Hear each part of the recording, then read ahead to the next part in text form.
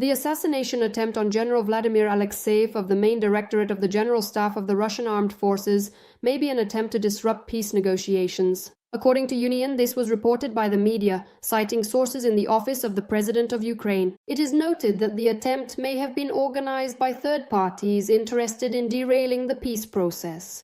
The attack took place during the first substantive negotiations on ending the war, and it is the GRU that coordinates the Russian delegation.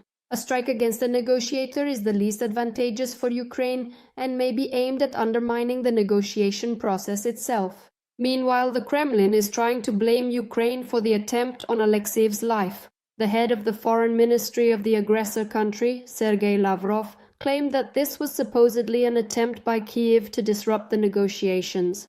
He once again stated that the Ukrainian authorities are allegedly focused on constant provocations. According to Lavrov, the Russian leadership will decide whether to continue negotiations with Ukraine. On February 4th and 5th, negotiations between Ukraine, the US, and the Russian Federation took place in Abu Dhabi. Ukrainian President Volodymyr Zelenskyy stated that the next meeting could take place in America. The Russian delegation is headed by the direct superior of General Alexeyev, the head of the GRU, Igor Kostyukov. An assassination attempt on a top general of the Russian Ministry of Defense was carried out on the morning of February 6th in Moscow. According to media reports, Alexeyev is in intensive care in serious condition. One of the bullets struck vital organs. Ukrainian blogger Denis Kazansky believes that internal conflicts may be behind the assassination attempt on the general. Lieutenant General Vladimir Alexeyev is closely connected to the Wagner PMC and was once its primary overseer. He also took a significant part in the high-stakes negotiations with the head of the Wagner PMC, Yevgeny Prigozhin, during the armed mutiny that occurred in the summer of 2023. An assassination attempt was made on a top Russian defense ministry general in Moscow. On the morning of February 6th, an unknown assailant shot at Russian General Vladimir Alexeyev, the first deputy chief of the main directorate of the General Staff of the Russian Armed Forces, the military intelligence agency known as the GRU. The general was hospitalized with multiple gunshot wounds. Russian media reported on the assassination attempt against him. According to propagandists, the assassination attempt took place near Alexeyev's home on Volokolamsk Highway in the northwestern part of Moscow. The assailant shot at Alexeyev and then quickly fled the scene.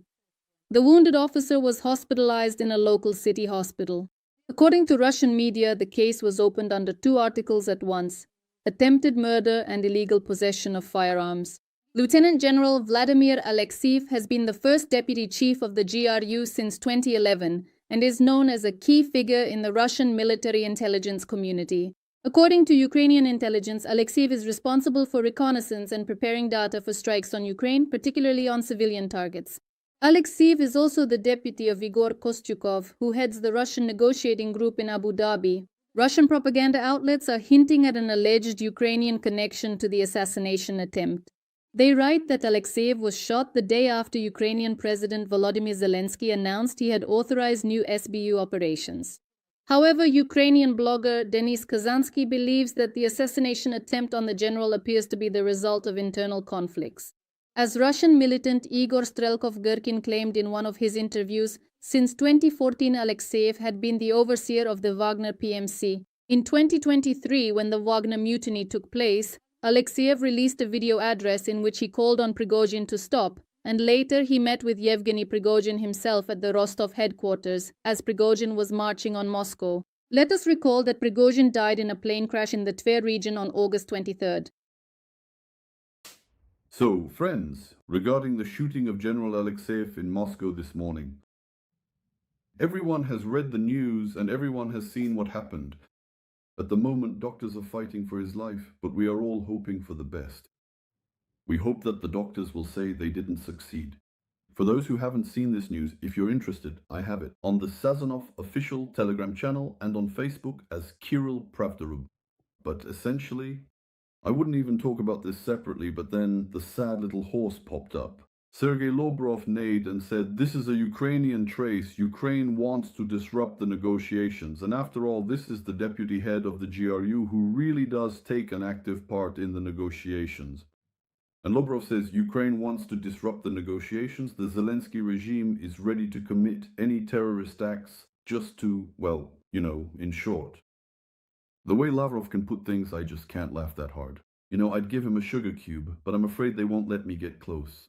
Otherwise, there would be one more general. All right, basically, Lavrov, as usual, is laughing and lying. Lying like an old nag. This time it just happened to work out. Obviously, the general was taken out by his own people. That's 100%. Because, maybe just one person wants to kill you. And that's unpleasant. It's a problem. You just have to be careful. If two different people want to kill you, walk around and keep looking over your shoulder, constantly. Or better yet, don't leave your house. If there are 3 of them, you won't even feel safe at home. But if 10 different people want to kill you, start writing your will. You don't have much time. Nothing will save you. No bunker or basement. General Alexeyev had a whole line of people who wanted him dead. Ukraine? No, it doesn't make sense for us to waste resources or expose our agents, because his own people will take him out. That was obvious. To begin with, he was involved in that stunt with Novichok in Salisbury, UK. The time to cover up the tracks could come at any moment. That's one option. Here's another. He had conflicts with Shoigu's circle and with Gerasimov's circle. Serious conflicts, and not just about his career, but also about business, theft, and other matters. This is no joke. However, intelligence often clashed with the ministry. That's normal, it happens too, and it's another reason to be afraid, but here there's also a personal element. The third option is that he was connected, as the Russian groups are connected, with the creation of a person, including the Wagner person. He was closely connected to Yevgeny Prigozhin. When Prigozhin, during his armed mutiny, shouted, "Hand over Shoigu and Gerasimov to me," Alexeyev either joked, or perhaps he didn't, but simply said, "Go ahead, you can take them." That was offensive. People remembered that. Perhaps the time has come to answer for it. And now we move on to the next point. In general, Putin, frightened both then and now, especially by Maduro's fate, is wary of the same outcome. In this situation, having any past connections with Prigozhin in your background is a very bad scenario. And that's already enough for you to get taken down. It's quite a story. But he wasn't just behind Chugak, Wagner, Prigozhin, somewhere Mutkin. He was connected with the Espanola Brigade, a Russian one, also well known. You see, Russian military, by and large, are usually military criminals. These are not officers with honor and conscience. This has absolutely nothing to do with uniforms, words, common decency, or regulations. No, not at all.